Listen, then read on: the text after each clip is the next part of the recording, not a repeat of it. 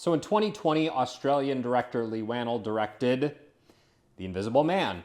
A great, great, great movie. I think it was the best movie, one of the best movies of 2020, one of the top 10 horror movies I have ever seen.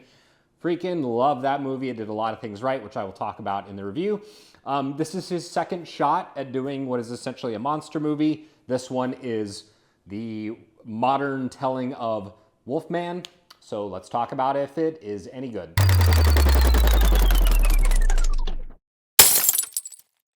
Thank you so much for checking out the video. Before we get started, I hope you would click the subscribe button and the notification bell. That way you know whenever I post new content. You can also follow me over on Rumble, same channel name. You can also follow me on Instagram at RealHometown0 and on X, Hometown0YT. So let's talk about Wolfman. I love this director. I really, really, really do.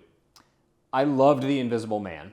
It was Elizabeth Moss as a battered girlfriend leaving her boyfriend, who then uses, and spoilers for that movie, it's now 5 years old at this point, he used this invisibility suit to stalk her, to gaslight her, to continue to abuse her. That movie has some truly incredible moments. The dinner scene in particular at the restaurant where she's eating with her sister is one of my all-time favorite movie scenes in any film, let alone a horror movie. I adore that movie. It has this crazy sense of intensity, and it just grips you from the very beginning. It also has a very sympathetic main character that's very easy to root for. So 5 years later, he's taking another stab at another well-known monster movie, and that is Wolfman.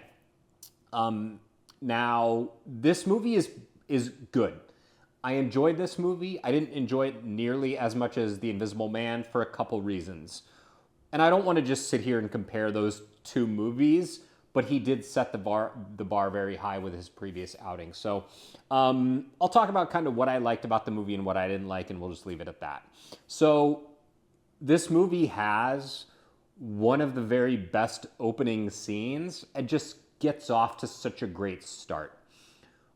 We're in the forests and the woods of Oregon, and there's this mystery disease that the local townspeople talk about that essentially turns people into this wolf creature. And that's a flashback sequence between our main character and his father. It's super duper intense. I'm gonna keep this pretty spoiler free, but it just has that same level of intensity, and it really just grabs you by the neck and doesn't let go.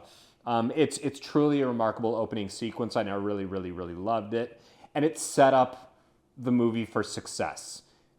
And then the movie kind of drags a little bit. It introduces our main character, Blake. It introduces his wife, Charlotte. It introduces their daughter, and this family dynamic that works pretty well, but doesn't work well enough to carry the film. So our main character is obviously he gets scratched by a wolfman and then transforms into one himself. I don't think that's really spoilery. If you've seen any marketing for the movie, you know how this story kind of goes. The movie struggles because it doesn't do a great job developing the relationship between our three main characters.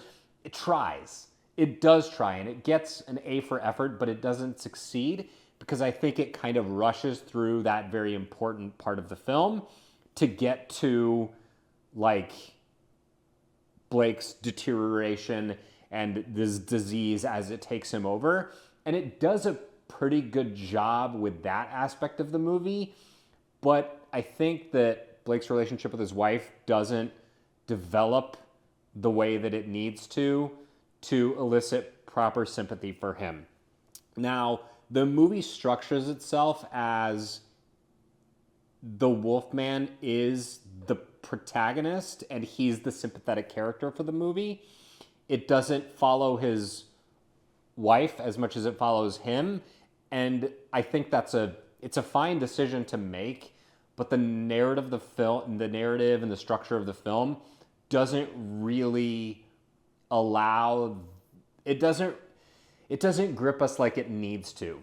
And the movie is too short. It's like an hour and 40 minutes long. This could easily be like a 2 hour and 15-minute movie that I think they could have stretched a little bit longer to develop the relationships that our main characters have to make the movie better. And then it devolves into like monster jump scares for the last 30 minutes. I'd say more like the last 20 minutes. There's a plot twist that you can see coming in the first 5 minutes of the movie.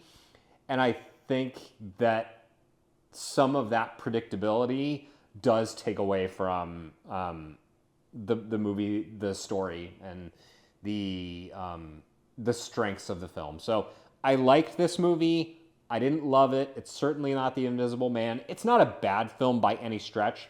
Whannell's a very capable director and deserves a lot of credit for, I think, making do with what he has. But the script could have used a little more time in the shop, could have been polished a little more. Our characters' relationships could have been developed more over the period of the film, and it simply could have been a little bit longer. So that's what I thought of Wolfman. Let me know what you think in the comments. Sound off. Am I crazy? Again, follow me on social media, and let me know what you think of this, and I'll see you next Wednesday at 9 a.m.